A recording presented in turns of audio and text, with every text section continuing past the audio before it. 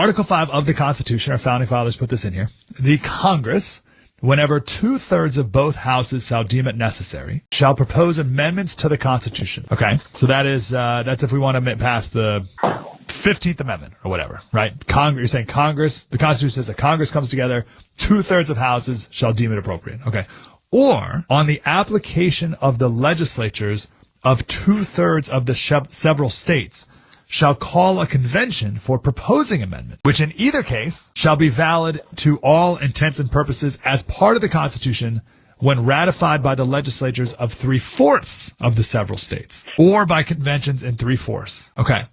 So it says either we can do it the way that we've always done it, which is Congress proposes a constitutional amendment and then the states ratify, or the way you're talking about, this convention of states. Is that right? So am I interpreting this right? Yeah, you nailed it. And the way that got in there is important.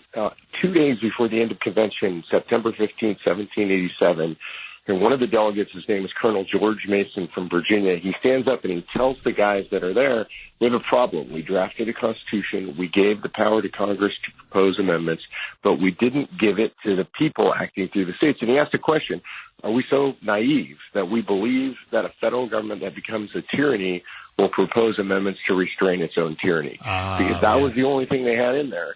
The guys realized that was ridiculous. It was unanimous. There was no debate, literally, and they all agreed, we're going to have to do this. At some point, the federal government's going to get out of control. We're definitely at that point. Oh, well done, George. Yes, of course. Why would Congress propose limits on its own power? There needs to be another way that the people can impose limits on their power, and that's the Convention of States.